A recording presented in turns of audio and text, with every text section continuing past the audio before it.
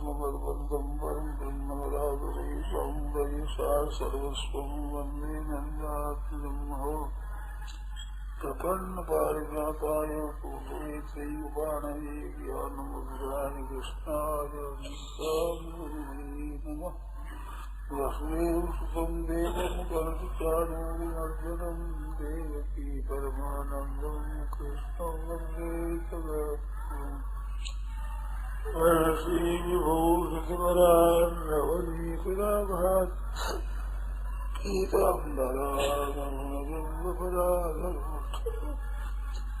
पूर्णेन्दुसुन्दरमुखारविन्दनेत्रा कृष्णात् परं किमपि तत्त्वमिदारे।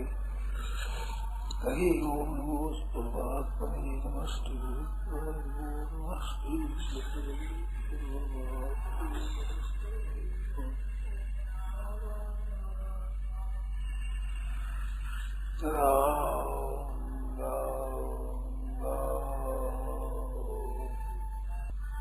रामायण आया है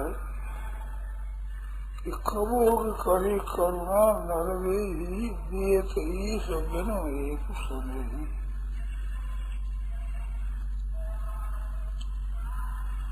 बिना हेतु स्नेह करने वाले प्रभु स्वाभाविक ही कृपा करने वाले प्रभु विशेष कृपा करके मानव से ही देते हैं। ऐसे तो कृपा उनका स्वभाव है, स्नेह करना। ये विशेष कृपा करके मानव से ही देते हैं। ये विशेष कृपा का फल है मानव से मिलना। मानव से वह भाई होता बहन हो कोई कौन हो, ये विशेष अधिकार भगवान ने दिया है।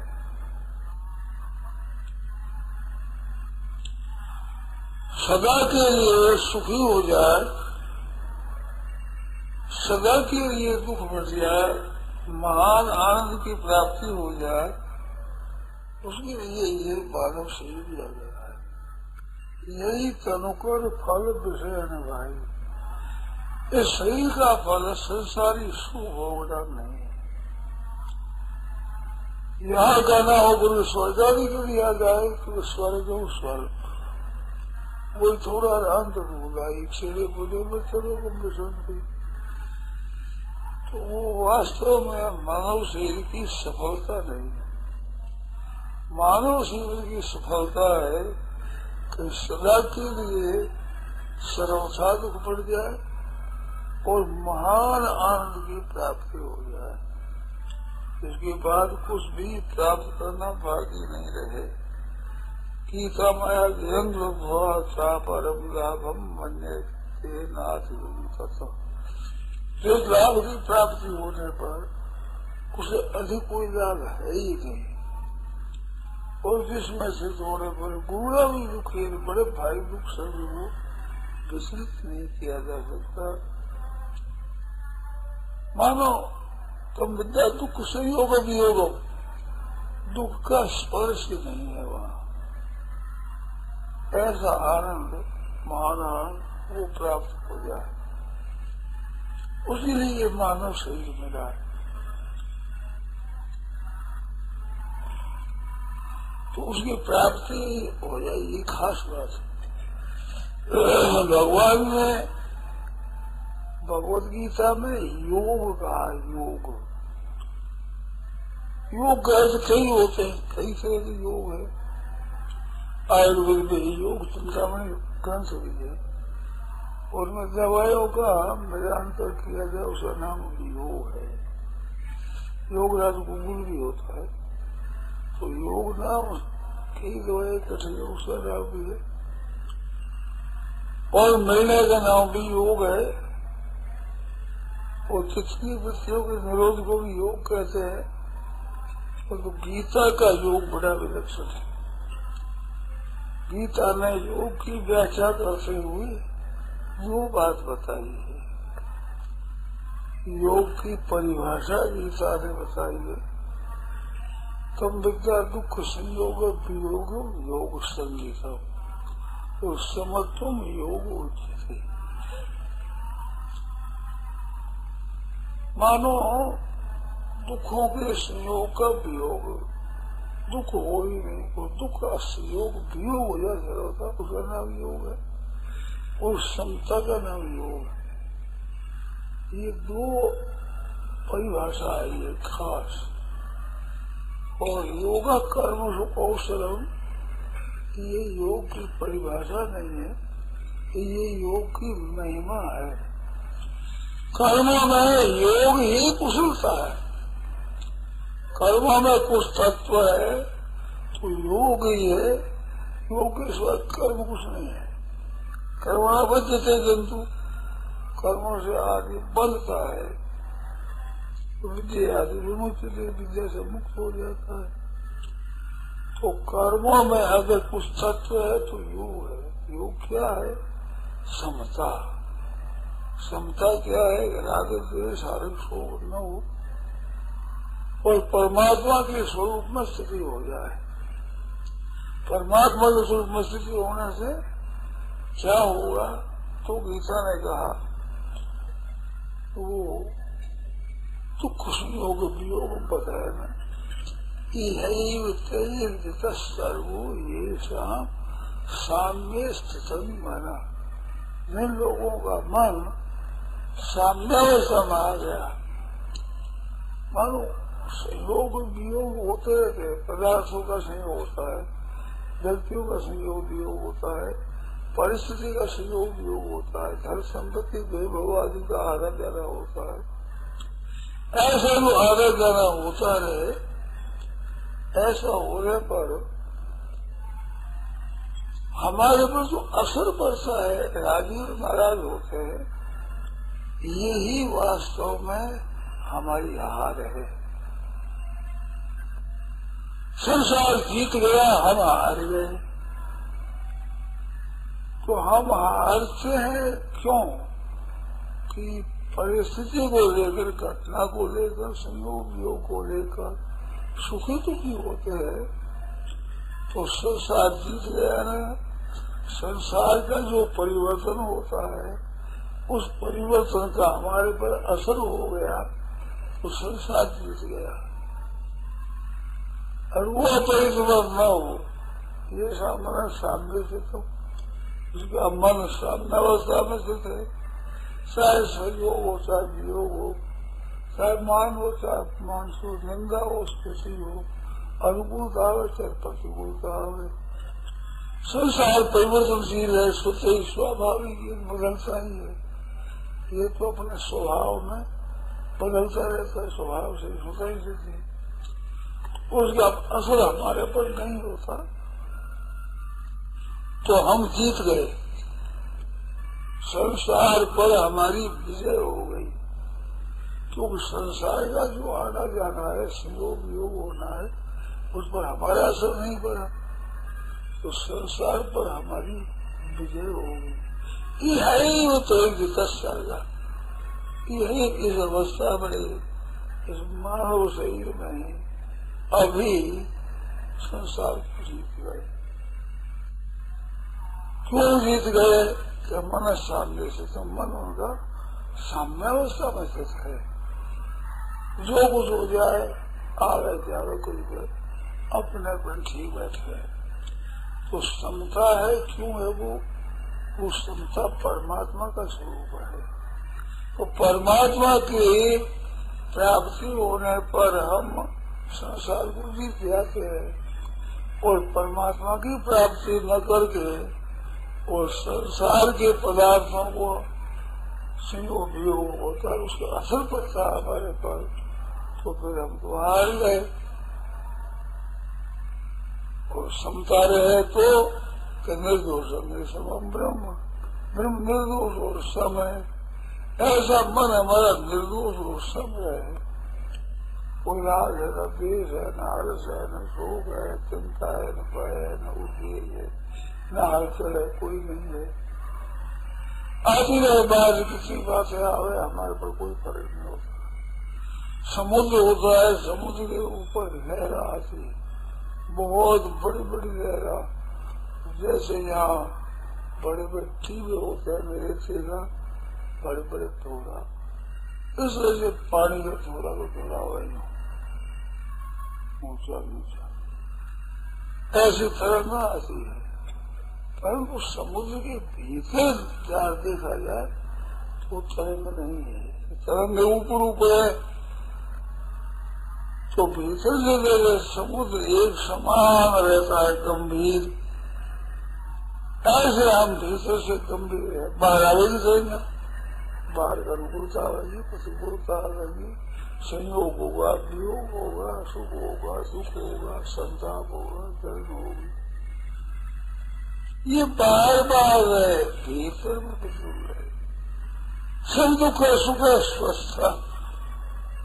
सुख दुख में समान रहते हैं, उसको कहते ये स्वस्थ है। ये स्वस्थ स्वास्थ्य कैसा है तुम्हारा? शरीर ठीक है तो रोगी हो, तो रोगी नहीं है, स्वस्थ है, स्वास्थ्य अच्छा है हमारा। तो स्वास्थ्य कब अच्छा है? स्व में स्थित हो, स्व न हो, अपना जैसे सही है उसमें स्थित हो। तो वास्तव में स्वास्थ्य क्या है कि आपका जो स्वरूप है परमात्मा का अंश, वो पूर्ण का अंश है। पूर्णमदः पूर्णमिदं पूर्णात् पूर्णमुदच्यते, पूर्ण से ही पूर्ण पूर्ण होता है। तो पूर्णता हमारे भीतर है, तो बस हम हमारे अधूरापन नहीं है। तो ये अधूरापन कब नहीं रहेगा? देखो, ये परमात्मा का अंश है, तो परमात्मा निर्दोष और सम है। निर्दोषम ही समम ब्रह्म, ब्रह्म निर्दोष और सम है। और हमारा मन साम्यावस्था में स्थित हो जाए, निर्दोष और सम हो जाए, राग है, द्वेष है, हरा है, शोक है, ये दोष है, ये विकार है। न प्रदेशित प्रियम प्राप्त है, नो देवी प्राप्त सा प्रियम। प्रिय को प्राप्त होना सिद्ध न हो, अप्रिय को प्राप्त हो, दीन न हो। ये तो आएगी, ये तो संसार की अवस्था है जो अनुकूलता प्रतिकूलता तो आती रहती, परंतु हमारे पर असर न पड़े तो फिर हमने संसार को जीत लिया। तो फिर वो निर्दोष और सम है, और हमारी साम्यावस्था हो गई तो हम संसार को जीते। वो समता है, ये योग गीता जी का योग है। ये इसको योग कहते हो। प्राणायाम आदि करके हम योग करते हैं, अष्टांग योग है। ये हम नियमासन प्राणायाम प्रत्याहार धारणा ध्यान समाधि, वो भी एक योग है। किसी वृत्तियों का निरोध होना वो भी एक योग है। परंतु गीता का योग विलक्षण है। वो चित्त की वृत्तियों का निरोध होने से योग होता है, और यहाँ समता होने से योग होता है। मन में समता रहे, आता रहे, संयोग योग होता रहे संसार। हमारी स्थिति समता में हो, ये सामने माना तो समत्वम योग उचित है। दूसरा क्या लक्षण बताया? दूसरा क्या? दुख संयोग योग। एक मार्मिक बात है, मनुष्य ध्यान देते से कि सांसारिक पदार्थों का संयोग वियोग होता है। ये क्या है? ये दुखालय है। संसार में सुख दिखता है, वास्तव में सुख मिलता नहीं है। ये ठगाई होती है, ठगाई। भाई अच्छा है, परंतु न तो स्थायी है, न वो शांति है। वो बदल जाती है, वो रहती ही नहीं। तो वो बदल जाती है तो हमारा क्या फायदा हुआ? थोड़ी देर में हो गया तो क्या हो गया उसमें? ऐसा वास्तव में इस वास्ते संसार का संयोग है। दूसरे ध्यान में हम धन मिल जाए राजी हो जाते हैं, मान मिल जाए राजी होते हैं, बढ़ाई हो जाए राजी होते हैं, अनुकूल परिस्थिति मिल जाए राजी होते हैं। तो ये मिल जाए और बिसर जाएगा। इसमें स्थायी क्या रहेगा? स्थायी वियोग ही रहेगा। जितने संयोग है उनका वियोग होगा, अनिवार्य है। पर वियोग होगा, उनका संयोग हो जाए, ये नियम नहीं है। संयोग का वियोग होता है तो नियम, और वियोग होता पर संयोग हो जाएगा, ये नियम नहीं है। जैसे अपने यहाँ सत्संग करते हैं, कपिलायतन पर आए, भगवान कपिल जी का बड़ा स्थान है, तो वहाँ आए, हम मिलकर सत्संग किया, फिर बिछुड़ गए, फिर दूसरे वर्ष फिर आ गए, तो संयोग वियोग होता रहे। तो इसमें नित्य क्या है? संयोग नित्य नहीं है, वियोग नित्य है। मानो वियोग होने पर संयोग होगा, ये नियम नहीं है। संयोग होने पर वियोग होगा, ये नियम है। वियोग होगा ही तो वियोग होगा, उस असर हमारे पर पड़ जाए तो फिर हम हार गए। असर क्या, सुखी दुखी हो जाए। तो सुख और दुख दो जो होते हैं, ये वास्तव में गलती है। ये दुखालय है संसार, दुखों का घर है। दुखालय में शाश्वतम, निरंतर नहीं रहता, दुखों का घर है। इसका असर पड़ता है तो हम हार जाते हैं।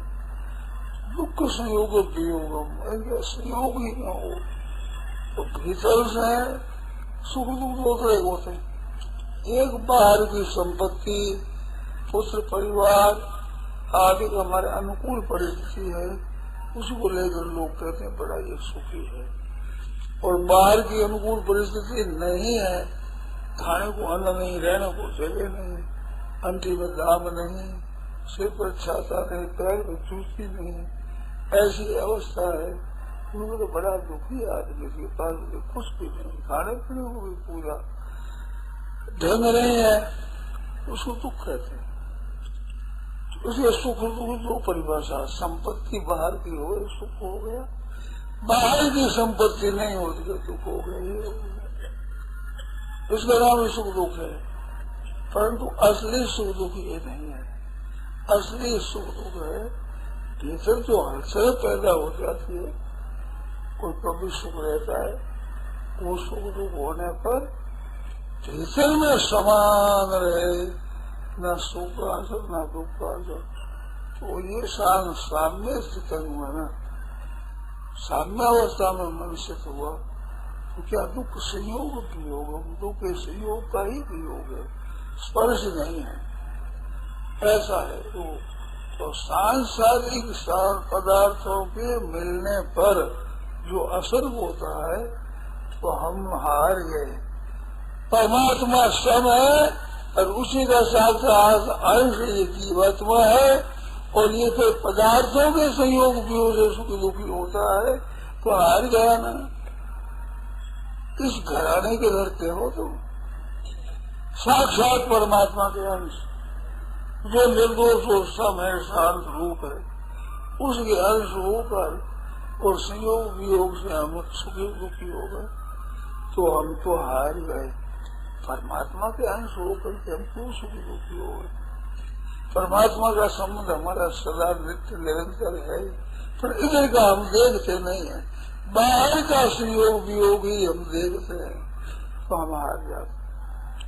तो बाहर के संयोग वियोग का असर न पड़े, दुख संयोग वियोगम, संसार का जो सुख है वो दुख है, वो दुखालय का शाश्वतम। तो सुख और दुख दो तरह ही होते हैं, अनुकूलता प्रतिकूलता। तो इसके संयोग का वियोग हो जाए तो नाम योग है।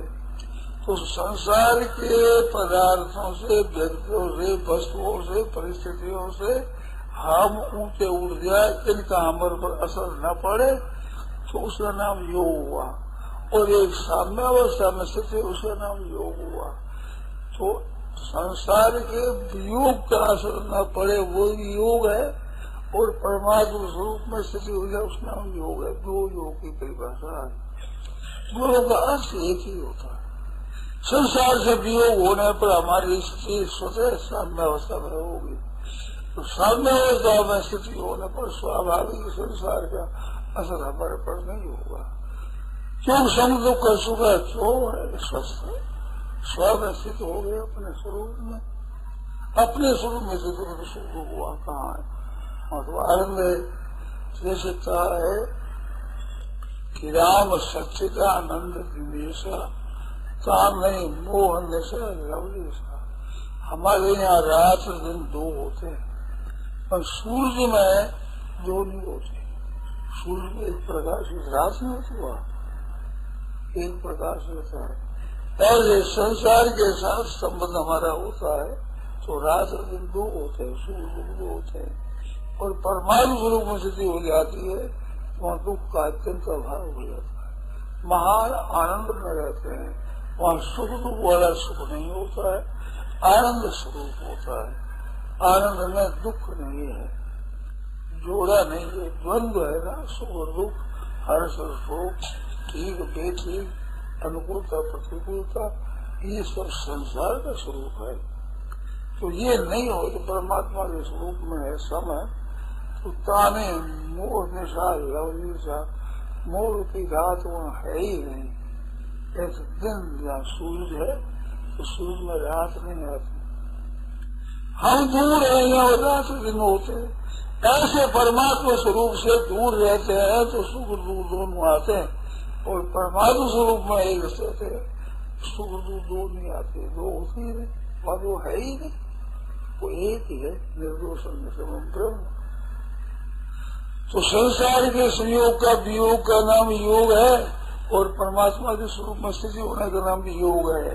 चाहे परमात्मा के रूप में स्थिति कर लो, चाहे संयोग संसार के संयोग का वियोग कर लो, एक होगा। एक करने से दोनों हो जाएंगे। संसार के संयोग का वियोग हो गया तो समता में स्थिति हो जाएगी, और समता में स्थिति हो जाएगी तो संसार के वियोग का कोई फर्क नहीं पड़ेगा। दुख संयोग योग समझता हूँ। तो संसार से हट जाए इसका नाम योग है, परमात्मा में स्थित हो जाए इसका नाम योग है। ये दोनों परिभाषा एक से हो जाएगी। समत्वम योग उच्च से एक शब्द हो जाएगी और दुख संयोग वियोग से यही अवस्था हो जाएगी। ये गीता का योग है। पाचन योग दर्शन का जो योग है तो निरोध हुआ तब तो योग हुआ, निरोध नहीं हुआ, बाह्य हो गई, क्षिप्त विक्षिप्त मूड एकाग्र होने से चार भूमिका होती चित्त की, तो वो उसी भूमिकाओं में वित्थान हो जाता है, तो योग नहीं रहता। एकाग्र चित्त होता भी योग होता है, तो वो अनित्य योग है। और गीता का योग नित्य योग है। परमात्मा की प्राप्ति हो गई, अब मौज करो, आनंद है। किसी अवस्था में हो, कैसी अवस्था में करूँ, सब दुख है सुखा, सुख दुख आते हैं बाहर। तो गीता में सुख दुख में समता ही बताई है, गंभीर विमुखता है सुख दुख को सब गई, सुख दुख उसको से रहित ही बताया है। तो रहित है और समय, तो समय वहाँ सुख दुख तो है, तो हम साम्य अवस्था में कहते हैं। और वहाँ दुख सुख है ही नहीं, तो भीतर में सुख दुख है ही नहीं, बाहर से सुख दुख में समता रहती, दोनों का अर्थ एक ही है। सुख दुख में सम और सुख दुख से रहित तत्व एक ही हुआ, उसका नाम परमात्मा तत्व है। उस साम्यावस्था की प्राप्ति के लिए ये संसार मिला है भाई, मानव शरीर मिला है उस योग की प्राप्ति के लिए। तो भाई और बहन हो, कोई क्यों हो, छोटा हो बड़ा हो, बालक हो जवान हो, विद्वान हो मूर्ख हो, जानकार हो अनजान हो, कई बातें जानता है तो नहीं जानता है, इनका तो कोई मूल्य नहीं है। अंतःकरण में एक मौज रहती, आनंद हरदम रहता है, तब हमारा ठीक है, मनुष्य सफल हो गया। और सुख दुख दोनों भोगते हैं तो मनुष्य सफल नहीं हुआ। शरीर में होता रहता है सुख दुख, तो कुत्ता है, गधा है, सुअर है, नीचे पशु है, उनमें भी ठीक है बेठी सुख दुख होता रहता है। और वही मनुष्य ही नहीं हुआ तो फिर मनुष्य ही की महिमा क्या हो? मनुष्य ही की महिमा नहीं असली, मनुष्य ही असली महिमा है जिसमें ये अवसर न हो, शांति आनंद प्रसन्नता रहे। वो स्थिति सबकी हो सकती है, ये नई बात है।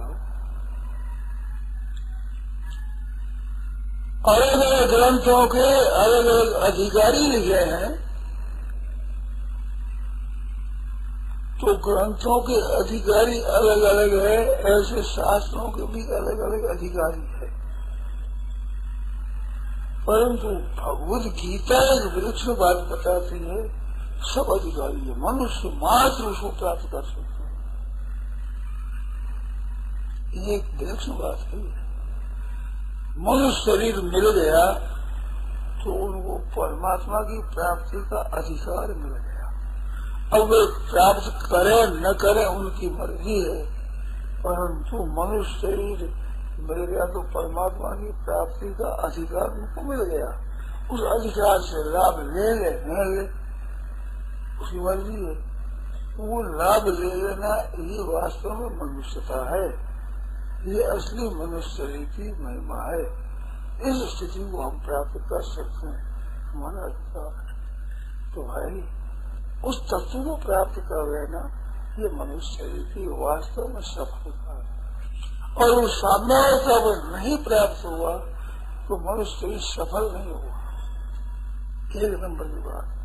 दो नंबर की बात है, उस साम्यावस्था में जिसकी लगन लगी है, हमें उसको प्राप्त करना है, ऐसे लगन जिनमें लगी है वो अधिकारी है, उसको उसकी प्राप्ति होगी। सांसारिक पदार्थ मिलते हैं और न मिलते हैं, दोनों अवस्था होती है। तो मिलने पर भी नहीं मिला, न मिलने पर भी नहीं मिला, एक होता है। मिलने पर वियोग हो गए तो मिला क्या? कुछ नहीं। न मिलने पर क्या? कुछ नहीं। तो कुछ नहीं अंतर में रहेगा। पारमार्थिक उद्योग न करके सांसारिक लाभ कितना ही ले ले तो अंत में इनके सब का वियोग हो जाएगा और अंत में कहेगा मैंने कुछ नहीं किया। तो ये जितने आज दौड़ धूप करते हैं, रात दिन लगे रहते हैं, ये सबका सब कुछ नहीं किया इसमें भर्ती होगा। अंत में टोटल में कुछ नहीं किया। कितने धन कमा लिया, कितने प्राप्त कर लिया, कितने मान बढ़ाई प्राप्त कर ली, बड़ा ऊंचा पद कर लिया, लोग बड़े महिमा गाने लगे, ऊंचे हो गए, पर तो हाथ में क्या रहा? उसकी तो बिगड़ गया तो बिगड़ गया और सुधर गया तो बिगड़ गया। और परमाणु तत्व की तरफ सन्मुख हो गए तो स्वल्प मृत्यु से धर्म से त्राय थे महत्व व्यास, थोड़ी भी क्षमता की प्राप्ति हो गई तो दुख से योग योग की प्राप्ति हो गई। तो जिज्ञास भी योग से शब्द में मातृ से वेदों में जितने थे उनसे ऊंचा होता। वेदेश यज्ञेश तपस्व दानेश यश पुण्य फलम परिष्टम, इनका जो फल होता है वो योगी परम स्थान पे राज्य इनसे अलग ऐसा ही फल मिलता है जिसमें दुख का स्पर्श ही नहीं। उसकी प्राप्ति कर लेने में जो उद्योग करता है, साधन करता है, वो साधक है, वो भी बड़ा श्रेष्ठ है, उसकी बड़ी महिमा है। यहाँ अभी भी से नहीं है, परंतु वो योग अंत में न रहे तो योग भ्रष्ट होता है, तो फिर भी योग धर्म लेकर अगाड़ी ऊंचा बढ़ता है। उसके बाद स्थिति ऊंची हो गई तो साधन में लग गया है तत्परता से, तो भी उनकी महिमा है। और सिद्धि कर ली जो तो महिमा पूरी हो ही गई। सच्चे हृदय से इस लगन में लग जाए, कैसे तत्व ज्ञान हो, कैसे परमात्मा प्राप्ति हो, कैसे प्रभु में प्रेम हो जाए, कैसे हमारा मन भगवान में लग जाए, ऐसी जिनकी चिंता लग गई है वो मनुष्य में बड़ा श्रेष्ठ। राजा महाराजा हो जाए, धन संपत्ति देखो हो जाए, इन सब से चीज वो है कि जिसकी ये लगन हो जाए मन में कि परमात्मा तत्व को प्राप्त करना है, तो लगन वाला साधक कहलाता है। पर साधक में एक बात ध्यान देने की है, जाके मानो साधक है तो उसके साधन ही होना चाहिए, साधन रहित असाधन नहीं होता। साधन साधन होकर असाधन भी साथ में रहे, राग द्वेष काम क्रोध भी रहे और भजन स्मरण भी रहे, तो दोनों अवस्था रहती है। दोनों अवस्था तो हरेक की होती है। साधन नहीं करता उसको भी सुख और दुख दोनों होते हैं, कभी रागी से कभी नाराज होता है। और अच्छे से अच्छे गुण साधारण आदमी भी होते हैं, वो साधक में भी होते हैं, पर असाधन रूप साधन है ये असली साधक का स्वरूप। साधक के भीतर असाधन नहीं रहना चाहिए, शास्त्र निषिद्ध आचरण नहीं रहना चाहिए, ये विशेष ध्यान देना है। नारायण नारायण नारायण नारायण नारायण नारायण नारायण। राम। यह प्रवचन परम श्रद्धेय स्वामी जी श्री राम सुधाजी महाराज द्वारा 1 नवंबर 1990 को प्रातः करीब 8:30 बजे भीनासर मुरली मनोहर मैदान पर हुआ। राम।